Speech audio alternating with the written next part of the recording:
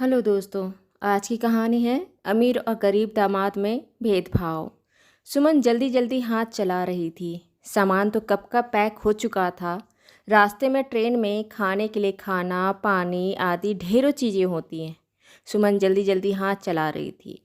नीरज ने आवाज़ देते हुए कहा, सुमन जल्दी करो, कितना देर लगाएगी? भाई ट्रेन आज ही पकड़ना है। हाँ भाई, कर ही तो रही हूँ। घर छोड़ने से पहले और घर आने के बाद हजारों काम होते हैं। जाने से पहले सब व्यवस्थित कर समेटो और आने के बाद फिर से जमाओ। एक औरत ही समझती है। बस हो गया। नीरज और सुमन का ट्रेन 2 घंटे बाद का था। सुमन का भाई केशव की शादी थी। दोनों उसकी शादी के लिए जा रहे थे। खैर किसी तरह दोनों समय पर रेलवे स्टेशन पहुँचे और दूसरे दिन सुबह सुमन का मायका। सुमन और नीरज की खासी स्वागत हुई। भाई घर का बड़ा दामाद है नीरज, स्वागत कैसे नहीं होगा। सुमन के पिता जोगेश्वर जी अपने शहर के जाना पहचाना नाम है। शहर के नामी सीनियर वकील हैं। गरीबों को देख अपनी फीस छोड़ देते और किसी निहायत ही गरीब असहाय इंसान हो तो केस भी फ्री में लड़ते और ज़रूरत का मदद करते। जोगेश्वर जी के परिवार में जोगेश्वर जी, उनकी पत्नी गहना जी, उनके 4 बच्चे। सबसे बड़ी बेटी सुमन, दूसरा बेटा विनोद, तीसरी बेटी नैना और सबसे छोटा बेटा केशव। सभी बच्चों की शादी हो चुकी थी, बस केशव की नहीं हुई थी। अब केशव की शादी हो रही थी। सबसे बड़ी बेटी समझदार पिता की लाडली सुमन, जिसकी शादी नीरज जी से हुई थी। जोगेश्वर जी नीरज जी को जब पहली बार देखे, उन्हें वो पहली नज़र में ही अपनी सुमन के लिए भाग गए।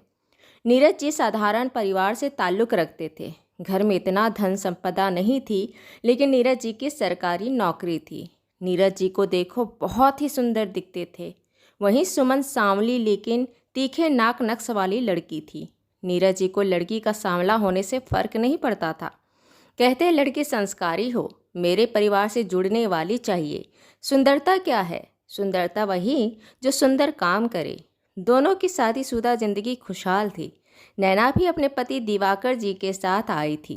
दिवाकर जी अमीर बिजनेस परिवार के बेटे थे। घर के बिजनेस देखते थे। पैसों की कोई कमी नहीं थी। सुमन के पहुंचने के 2 दिन बाद केशव की बारात जाने वाली थी। केशव ऐसे कुछ करता नहीं था।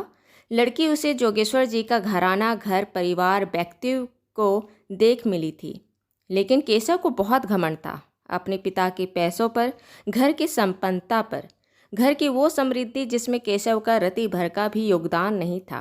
केशव ने आंगन में बैठे सब लोगों के बीच इतराते हुए कहा, भाई जिसके पास ढंग के कपड़े ना हो वो भाई मेरे बारात में ना जाए। हंसी मजाक में बात की जाती है, लेकिन लोग अक्सर अपनी गंभीर बातें बिल्कुल सीधा कहते हैं, मजाक मजाक में। सुमन साधारण घर की थी, लेकिन रहन सहन देन लेन अपनी हैसियत के हिसाब से बहुत अच्छा करती थी। उन्हें अच्छा नहीं लगा। उन्होंने नीरज जी को कहा, सुनो आप बारात में मत जाना। नीरज जी ने सुमन से पूछा, क्या हुआ? किसी ने कुछ कहा क्या? सुमन बातें छुपाते हुए बात बनाते हुए बोली, बस मत जाना। आप अकेले सब कैसे करोगे, इसलिए बोल रही हूँ। नीरज जी बोले, ठीक है। दूसरे दिन केशव की बारात घर से गई। नैना का पति दिवाकर जी भी गए। किसी ने नीरज जी को भी चलने के लिए जिद भी नहीं किया। नीरज जी बारात में नहीं गए। केशव की शादी अच्छे से संपन्न हुई। तीसरे दिन की 12 बजे तक केशव की बारात और केशव दुल्हन के साथ लौटा। घर में नई दुल्हन का गृह प्रवेश, रस्म रिवाज और रिसेप्शन हुआ। पूरा समय कैसे निकला पता ही नहीं चला।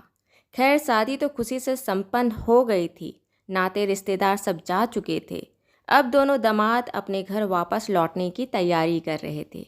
नीरज जी दिवाकर जी अपने ससुर जी से मिलने उनके पांव छूकर आशीर्वाद ले घर लौटने की अनुमति मांगी। नैना और सुमन पीछे खड़ी थी। जोगेश्वर जी नीरज जी को कपड़े, मिठाई और 100 रुपये आशीर्वाद दिए।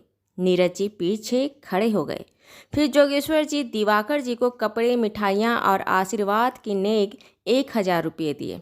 सुमन ने देखा था कि नीरज जी ने जोगेश्वर जी को दिवाकर को 1000 रुपये देते देखा था। सुमन का मन बुरी तरह टूट गया। सुमन बोली, मैं माँ से मिल के आती हूँ। गहना जी के पास सुमन गई तो सुमन का रुआंसा चेहरा देख माँ ने बेटी का मायका छोड़ के जाने का गम ही समझी। सुमन जी के सर पर हाथ फेरते हुए बोली, बेटी उदास मत हो, आज जाओगी तभी तो फिर वापस आओगी। ये तो जमाने की रीत है। सुमन सुबक पड़ी। सुबकते हुए बोली, बेटी का कभी मन नहीं होता अपना मायका छोड़ के जाने का, लेकिन एक बात और है जो मेरे मन को ठेस पहुंचाया। माँ गहना जी चकित होते हुए कही, क्या बात है? सुमन ने जोगेश्वर जी के दोनों दामाद में किए भेदभाव के बारे में बताई कि दिवाकर को 1000 और उनके सामने ही बड़े दामाद को 100 रुपये। माँ मुझे बुरा नहीं लगेगा, वो कुछ भी दे अपने दामाद को, किस दामाद को क्या देंगे ये उनका मन है, लेकिन एक दामाद के सामने दूसरे दामाद का इस तरह अपमान करना गलत है ना। मेरी साधारण घर में शादी की, मुझे तो अपने पिता से कोई शिकायत नहीं, फिर पिताजी बेटियों के बीच भेदभाव क्यों कर रहे हैं? नीरज अच्छे इंसान हैं, कुछ कहेंगे नहीं, ना मुझे और ना आप लोग को, लेकिन कहीं ना कहीं उनके मन में भी खटक रहा होगा ना। माँ आगे से कभी भी दिवाकर जी और नैना आए उस समय मुझे और नीरज जी को मत बुलाना, और परिस्थिति ऐसी हो कि आना पड़े तो विदाई एक साथ नहीं करना। गहना जी जोगेश्वर जी की ये बात सुन नाराज़ तो बहुत हुई। सोची, जो इंसान लोगों की ज़रूरत और मजबूरी समझ उन्हें न्याय दिलाता है, वो खुद अपने घर में अन्याय कर रहा है। सुमन को बोली, बेटी पिता से मैं बात करूंगी और अपने दिल से दुखा कर अपने मायके से मत जा, कुछ नहीं तो अपनी माँ को इतनी बात सुन ले। सुमन गहना जी के गले लग रो पड़ी। गहना जी सुमन के साथ वो भी रो पड़ी। दोस्तों, आपको मेरी कहानी अच्छी लगी हो तो इसे लाइक करें, शेयर करें, सब्सक्राइब करें, और मिलते हैं एक नई कहानी के साथ एक छोटे से ब्रेक के बाद। धन्यवाद।